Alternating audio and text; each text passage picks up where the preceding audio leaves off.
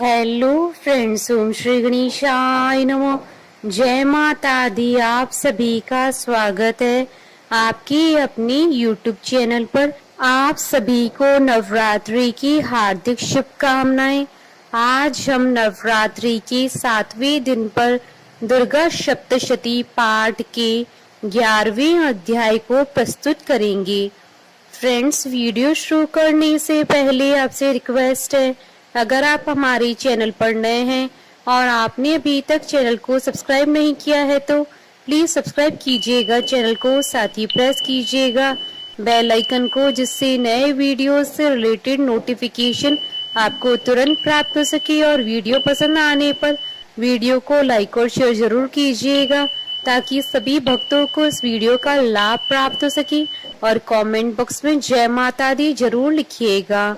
या देवी सर्वभूतेषु शक्ति रूपेण संस्थिता नमस्तस्यै नमस्तस्यै नमस्तस्यै नमो नमः। 11वां अध्याय प्रारंभ। देवताओं का देवी की स्तुति करना और देवी का देवताओं को वरदान देना। महर्षि मेधा कहते हैं, दैत्य के मारे जाने पर इंद्रादि देवता अग्नि को आगे करके कात्यायनी देवी की स्तुति करने लगे। उस समय अभीष्ट की प्राप्ति के कारण उनके मुख खिले हुए थे। देवताओं ने कहा, हे शरणागतों के दुख दूर करने वाली देवी, तुम प्रसन्न हो। हे संपूर्ण जगत की माता, तुम प्रसन्न हो। विंध्येश्वरी, तुम विश्व की रक्षा करो, क्योंकि तुम इस चर और अचर की ईश्वरी हो। हे देवी, संपूर्ण जगत की आधार रूप हो, क्योंकि तुम पृथ्वी रूप में भी स्थित हो और अत्यंत पराक्रम वाली देवी हो। तुम विष्णु की शक्ति हो और विश्व की बीज परम माया हो, और तुमने ही इस संपूर्ण जगत को मोहित कर रखा है। तुम्हारे प्रसन्न होने पर ही यह पृथ्वी मोक्ष को प्राप्त होती है। हे देवी, ये संपूर्ण विद्याएं तुम्हारे ही भिन्न भिन्न स्वरूप हैं। इस जगत में जितनी स्त्रियां हैं वह सब तुम्हारी ही मूर्तियां हैं।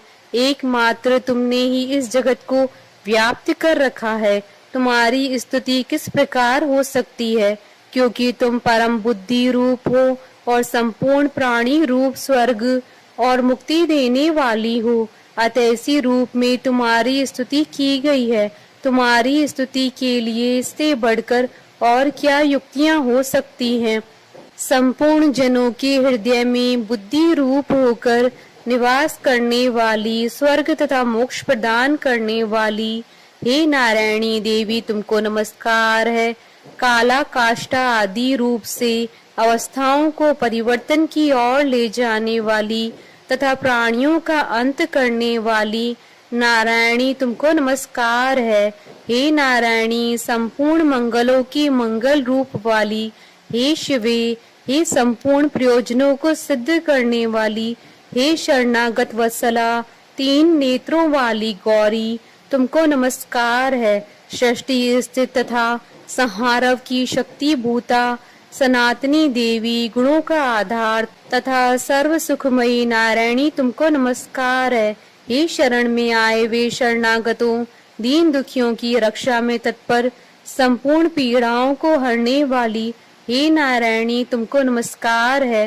हे नारायणी, तुम ब्रह्माणी का रूप धारण करके हंसों से जुते हुए विमान पर बैठती हो तथा कुश से अभिमंत्रित जल छिड़कती रहती हो। तुम्हें नमस्कार है। माहेश्वरी रूप से त्रिशूल, चंद्रमा और सर्पों को धारण करने वाली, हे महावृषभ वाहन वाली नारायणी, तुम्हें नमस्कार है। मोरों तथा मुकुटों से घिरी बहने वाली, महाशक्ति धारण करने वाली, कौमारी रूप धारणी निष्पाप नारायणी, तुम्हें नमस्कार है। हे शंख चक्र गदा श्रांग धनुष रूप आयुधों को धारण करने वाली वैष्णवी शक्ति रूपा नारायणी, तुम हम पर प्रसन्न हो, तुम्हें नमस्कार है। हे दांतों पर पृथ्वी धारण करने वाली वरारूपिणी कल्याणमयी नारायणी, तुम्हें नमस्कार है। हे उग्र नरसिंह रूप से दैत्यों को मारने वाली, त्रिभुवन की रक्षा में संलग्न रहने वाली नारायणी, तुम्हें नमस्कार है। हे मस्तक पर किरीट और हाथ में महावज्र धारण करने वाली, सहस्त्र नेत्रों के कारण उज्जवल, वत्रासुर के प्राण हरने वाली ऐन्द्री शक्ति, हे नारायणी तुम्हें नमस्कार है। हे शिवदूती स्वरूप से दैत्यों के महामद को नष्ट करने वाली, हे घोर रूप वाली, हे महाशब्द वाली, हे नारायणी तुम्हें नमस्कार है।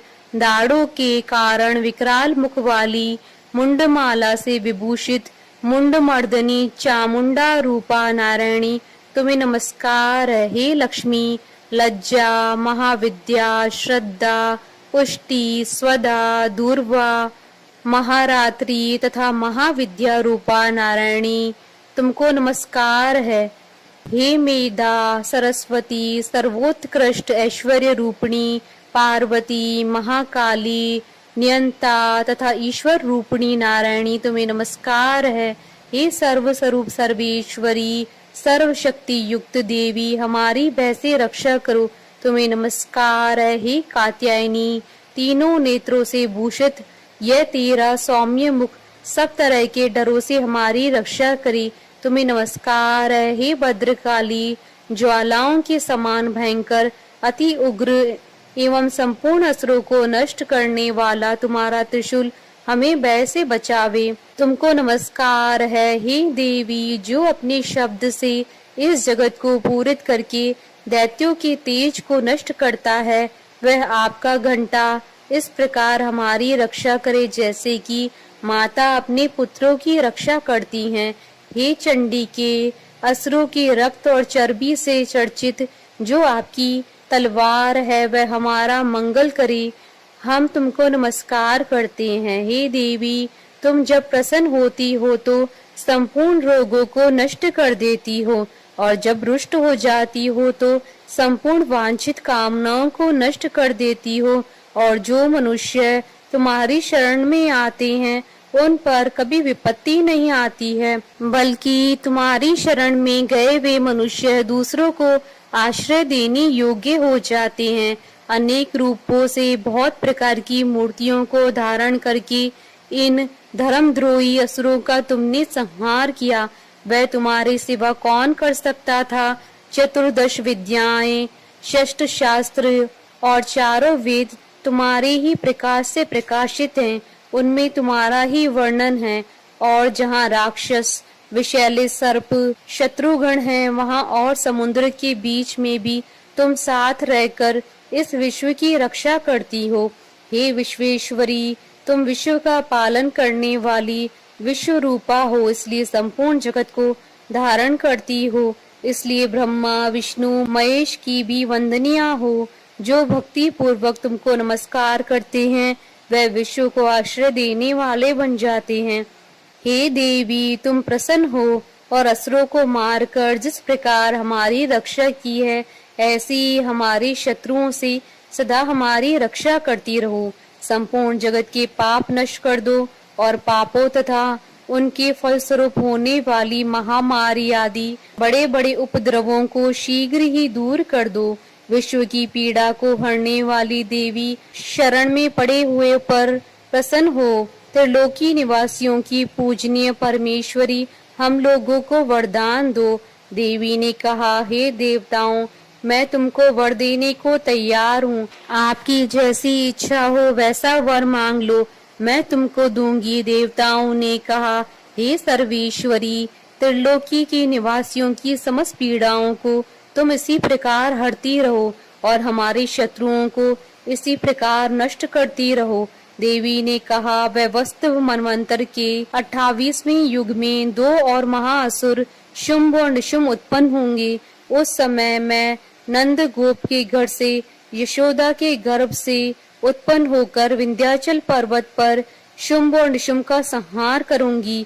फिर अत्यंत भयंकर रूप से पृथ्वी पर अवतीर्ण होकर मैं वैप्रचित नामक दानवों का नाश करूंगी। उन भयंकर महासुरों को भक्षण करते समय मेरे दांत अनार पुष्प के समान लाल होंगी। इसके पश्चात स्वर्ग में देवता और पृथ्वी पर मनुष्य मेरी स्तुति करते हुए मुझे रक्तदंतिका कहेंगे। फिर जब 100 वर्षों तक वर्षा न होगी तो मैं ऋषियों की स्तुति करने पर आयो निज नाम से प्रकट होंगी और अपने 100 नेत्रों से ऋषियों की ओर देखूंगी। अतः मनुष्य शताक्षी नाम से मेरा कीर्तन करेंगे। उसी समय मैं अपनी शरीर से उत्पन्न हुए प्राणों की रक्षा करने वाली शाकों द्वारा सब प्राणियों का पालन करूंगी और तब इस पृथ्वी पर शाकंभरी के नाम से विख्यात होंगी और इसी अवतार में दुर्ग नामक महाअसुर का वध करूंगी और इससे मैं दुर्गा देवी के नाम से प्रसिद्ध होंगी। इसके पश्चात जब मैं भयानक रूप धारण करके हिमालय निवासी ऋषियों महर्षियों की रक्षा करूंगी, तब भीमा देवी के नाम से मेरी ख्याति होगी। और जब फिर अरुण नामक असुर तीनों लोकों को पीड़ित करेगा, तब मैं असंख्य भ्रमरों का रूप धारण करके उस महादैत्य का वध करूंगी। तब स्वर्ग में देवता और मृत्यु लोक में मनुष्य मेरी स्तुति करते हुए मुझे भ्रामरी नाम से पुकारेंगे। इस प्रकार जब जब पृथ्वी राक्षसों से पीड़ित होगी, तब तब मैं अवतरित होकर शत्रुओं का नाश करूंगी। इति श्री दुर्गा सप्तशती पाठ का 11वां अध्याय संपूर्ण हुआ। जयकारा मां माईदा बोलिए सच्चे दरबार की जय। हमारे साथ इस वीडियो में अंत तक बने रहने के लिए आपका धन्यवाद। ओम श्री गणेशाय नमः। जय माता दी।